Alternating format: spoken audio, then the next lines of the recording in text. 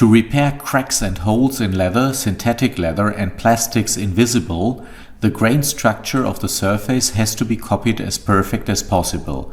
To achieve this, leather structures are copied and the copied structure has to be embossed in the repair. These leather structure copies are called repair grains. For the production of the repair grain, a grain maker set is required. The grain maker set consists of a cartridge with two components which are mixed by a mixing tip when pressed through the tip. The reaction of the two components only takes a few minutes and the repair grain is ready to be used. It's not important for a grain restoration to use exactly the same grain structure. The grain should only be similar and should be endowed a little bit stronger, because you never achieve 100% the same depth of the grain structure. First, remove the cap of the cartridge. Then the mixing tip is placed. The mixing tip can be used only once. The set includes two mixing tips, therefore two repair grains can be made. Then the top of the mixing tip is slightly shortened to enlarge the opening. This reduces the force needed to push out the mixed components.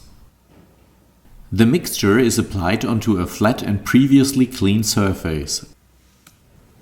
Then the plastic film is laid from behind and the mixture has to be flattened. This can be done with a finger or a spatula.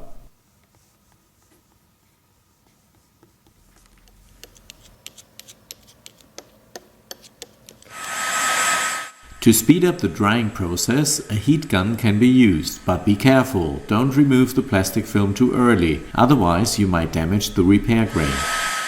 Then cool down with a chill bar and lift off the plastic film carefully. If the film still sticks to the repair grain, it is not ready yet. Lift the repair grain gently with a spatula. It takes about 4 to 8 minutes until the repair grain is ready. With the technique of the plastic film, repair grains can also be copied from rounded edges. Then the repair can be filled. In such repair work, the relevant instructions must be followed.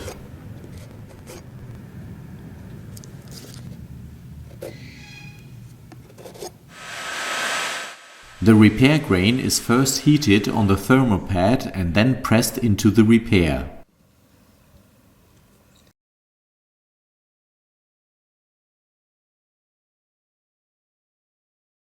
Then cool down with a chill bar and roll off the repair grain to avoid smearing the fresh repair. With some practice, you can make excellent repairs with this technique. By the time you get a collection of different repair grains, which are sufficient for most repairs, it's not necessary always to make a new repair grain.